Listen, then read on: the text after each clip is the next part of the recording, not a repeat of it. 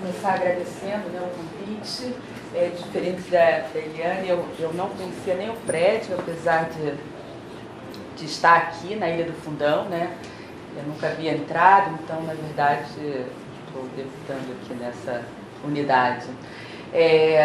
Bom, eu venho representando o Museu Dom João VI, da Escola de Belas Artes. Eu sou a coordenadora do museu e professora também da escola, né? E nós estamos no prédio da reitoria, no 7º andar.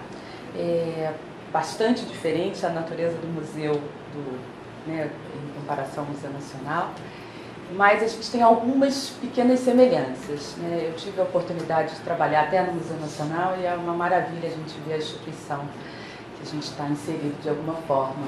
O Museu Dom João VI tem esse nome em homenagem ao Dom João VI. Na verdade, nós não temos nenhum acervo referente, a gente é procurado, inclusive, né, por pessoas que estão pesquisando o personagem, mas nós não temos nada, é uma pura homenagem a ele, porque, na verdade, o acervo foi constituído inicialmente por conta da Escola Imperial de Belas Artes, fundada em 1816, pelo Dom João VI. Bom, então, né, um pouco do histórico do museu, a gente não imagina que a gente tem aqui nessa ilha, né? Com a contratação da missão francesa, 1816, a Academia de Belas Artes, dando início ao ensino artístico oficial do nosso país. Isso é um marco muito importante, né? O Dom João, então, traz a missão francesa e funda a Academia Imperial de Belas Artes e começa, então, esse ensino artístico e que... Então, grande parte do nosso acervo é proveniente dessa história, né? Para a constituição dessa Academia Imperial, não só os professores, mas o Dom João, ele traz a Escola Imperial monta uma grande biblioteca para poder servir, né, na formação desses alunos, né?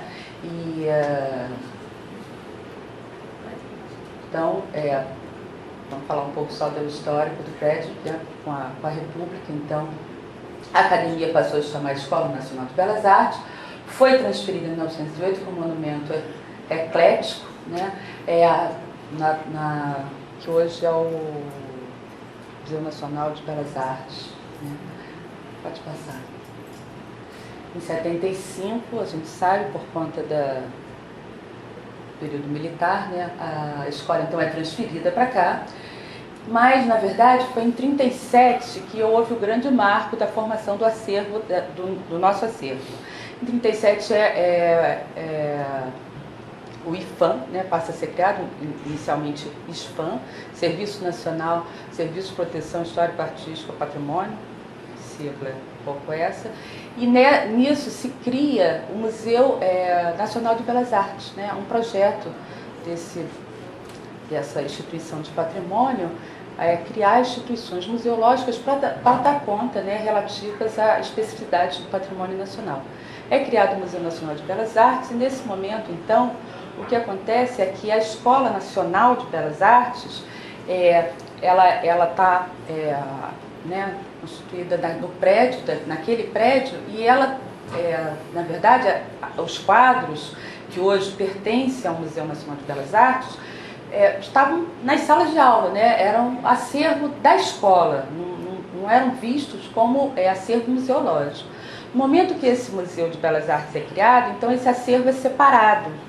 A chamada... o acervo nobre, quer dizer, as obras já completas desses artistas, antes estudantes, então passam a fazer parte do Museu Nacional de Belas Artes. E a chamada coleção didática é relegada à escola, que passa então a ocupar o subsolo desse prédio. O que é esse acervo didático? Esse acervo didático são os estudos, os esboços, né, os exercícios dos alunos enquanto estudantes, enquanto alunos, os prêmios de viagem, os prêmios pensionistas, enfim, os concursos de professores, todo o processo de formação do artista, né? O artista pronto, então, as suas obras ficam sob a guarda do Museu Nacional. E o processo todo de sua formação passa a ser acervo, né, da escola. Então, essa é a parte essa coleção didática vem, então, para o fundão, né, em 1975, como parte do acervo da Escola de Belas Artes. E aí, contam os professores que durante algum tempo, né, esse acervo ficou bastante disperso pelas salas, pelos corredores. Nós chegamos nesse prédio sem condições adequadas de instalação, né?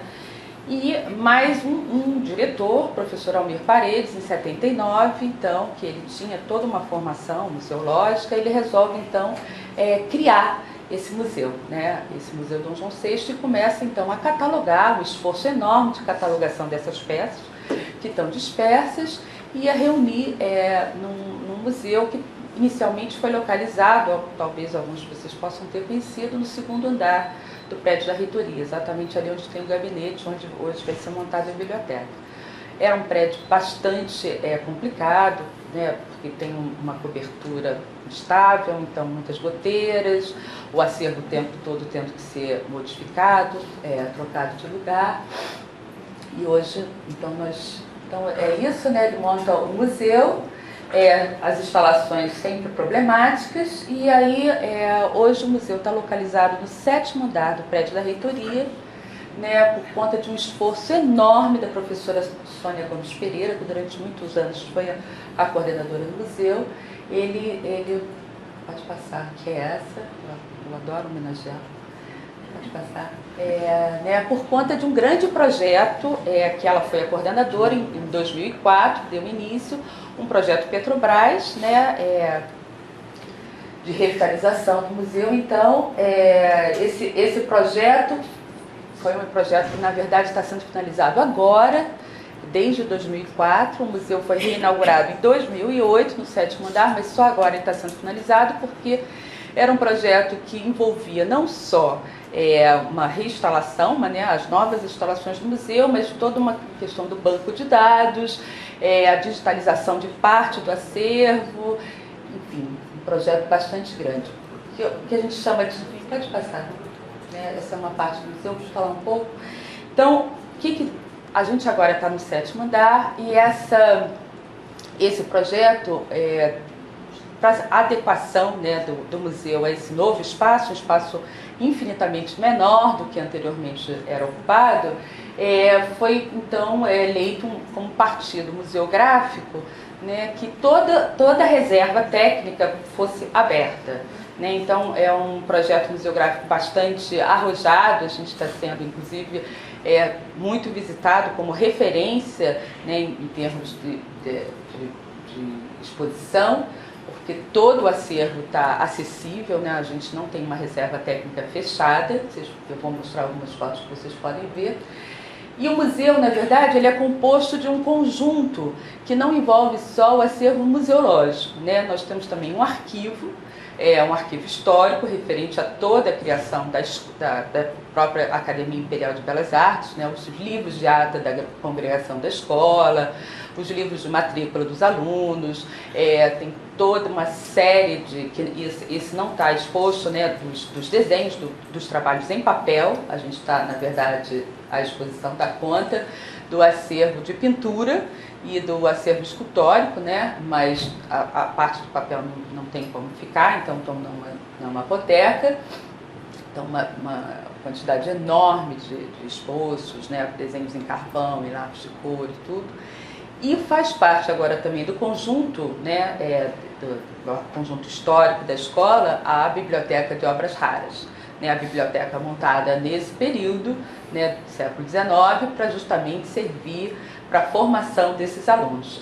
São algumas obras dessa biblioteca que estão agora em exposição, fazendo parte da Semana de Museus, né? Então, eu vou passar um pouco para vocês. Pode passar. Né? Então, essa é uma imagem da reserva técnica, de como estão organizados agora, né? E a arquiteta, a professora da escola que fez o projeto, pensou, então, tem toda uma sinalização em termos de cor. Então, na parede azul estão os desenhos da figura humana, as pinturas da figura humana, que era um exercício clássico, né, da academia. a representação do... Pode passar. Aqui é um outro exercício, que era um exercício muito comum na época da Academia Imperial de Belas Artes, que eram as cópias.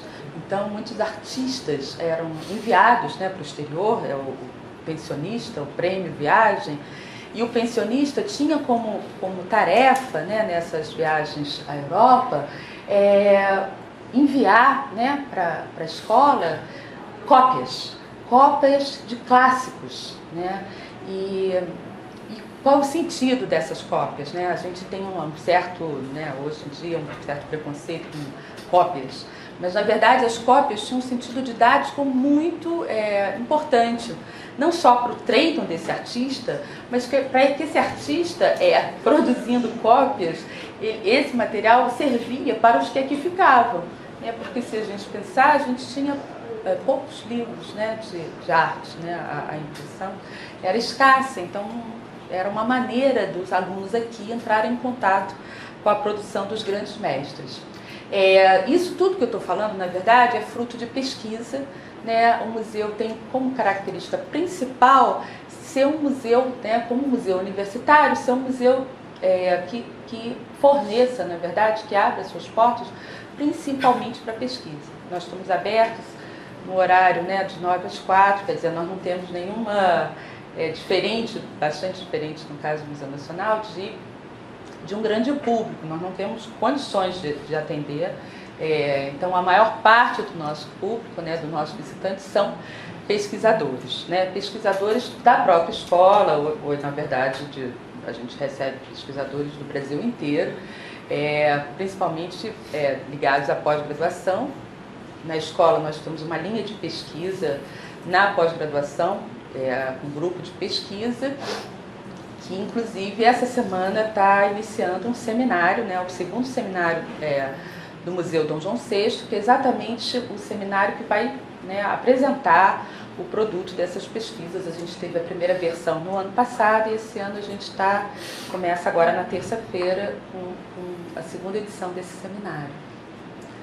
Bom, então, como eu estava falando, né, o acervo histórico da Escola de Belas Artes é uma fonte de estudos importante, né? Tem a biblioteca de obras raras, o arquivo, né, com extensa documentação da instituição, livros de matrícula, atas, correspondência, enfim, uma parte enorme foi digitalizada agora e está acessível através do site.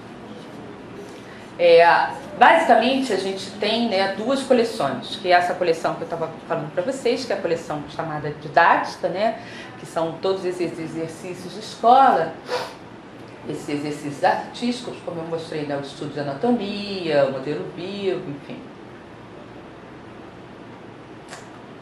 Prêmio Viagem. Aqui alguns exemplos. Passa aquele, esse eu acho incrível. Né, por exemplo, as cópias, né, que eram feitas pelos pensionistas, então de um mesmo detalhe. Muitas vezes essas cópias não eram de um quadro todo, eram de um pequeno detalhe, né, que eram encomendados então para os professores. Então, dois grandes artistas do período copiando o mesmo detalhe, né, o Severino da Costa e o Vitor Meirelles. Essas são um trainel que dá conta de concursos de professores. Então, na verdade, o museu ainda hoje, a gente tem uma política de aquisição, né? Na verdade, a nossa coleção é uma coleção histórica, mas na verdade ela continua sendo montada, né? A gente, então, por exemplo, agora a gente teve uma série de concursos, e alguns professores, algumas disciplinas da escola, né, fazem parte do concurso, da dinâmica do concurso, uma prova prática, né, onde esse professor então tem que realizar uma obra, né, acadêmica, um modelo vivo ou uma obra de sua criação própria. Então essas obras a gente está então anexando, né, recebendo, e fazem parte da coleção do museu. Então, alguns só para vocês terem ideia assim, da riqueza do nosso acervo, né? Portinari foi um dos alunos da Escola Nacional de Belas Artes, então a gente tem alguns trabalhos de Portinari como aluno, né? Rodolfo Moedo, que é outro que foi, né, também da escola, prêmio Viagem. Essa é uma parede de moldes, de moldagens. As moldagens eram exercícios muito importantes na época. Muitas dessas moldagens foram trazidas, né, moldadas diretamente de peças do Louvre.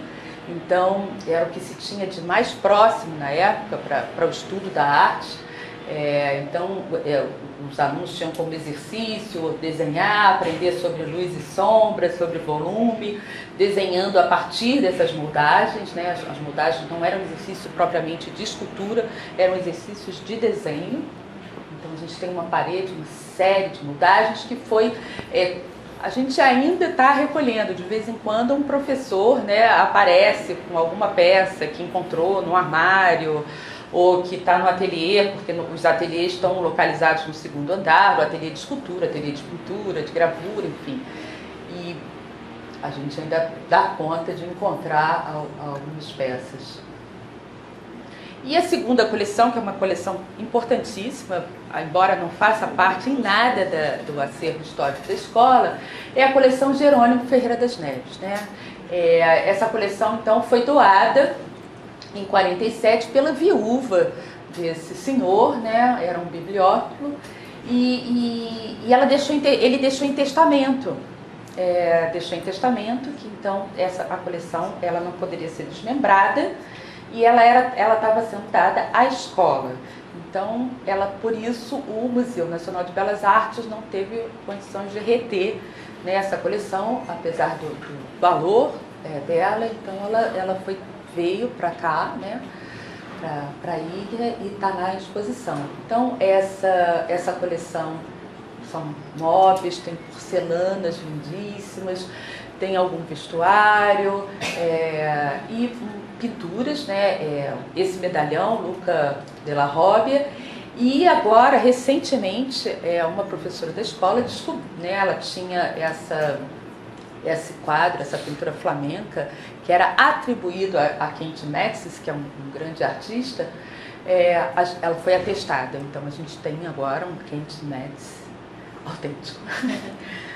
Então essa aí é uma parte da coleção Ferreira das Neves. Ali em cima do portal, aquela peça de cerâmica, né, o medalhão Luca della Robbia, do ateliê.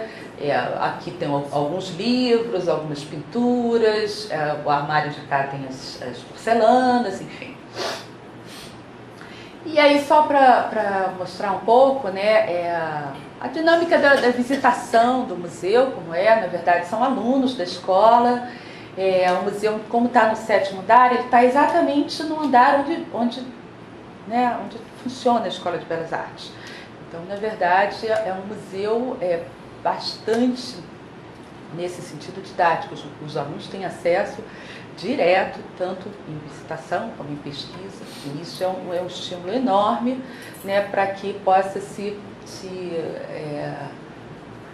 dar continuidade a essas pesquisas, enfim, porque é um acervo que tem ainda muito para ser descoberto, né? Acabou?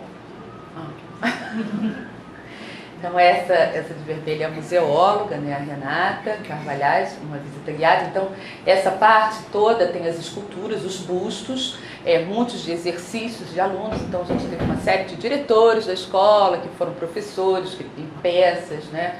Então é um museu que fala um pouco da sua própria história, né? É um museu bem situado no sentido da própria Escola de Belas Artes e institucionalmente da própria universidade. Ele está o tempo todo reificando a própria história da escola, os seus atores sociais, enfim, aqueles que construíram essa escola e continuam, né, na medida que a gente continua adquirindo, né, recebendo acervo. Então, aqui os alunos na sala do arquivo, né? Então a gente tem toda essa mapoteca, onde os desenhos estão colocados, né, o compactador, onde estão os livros, enfim, a documentação. né, a exposição, né? Então a exposição na verdade tem um salão, né? E então uma série desses trainéis onde na verdade o visitante ele pode então construir o seu percurso, né? O percurso ele não está dado na medida que os trainéis estão fechados e você pode então abrir a cada um deles e tem obras dos dois lados e você tem a possibilidade de ver o quadro e o verso desse quadro, enfim, poder entrar mesmo em toda a dimensão da obra, né? Porque normalmente quando está na parede você não tem esse acesso. Então, e muitos, por exemplo, é usado também para professores que querem dar aula de desenho, então na verdade os alunos vão, colocam a obra em cavalete, podem viver essa experiência. Então, como eu estava falando, a parede das cópias, que são essa vermelha, azul é do corpo humano, amarela para viagem, tem toda uma proposta de sinalização.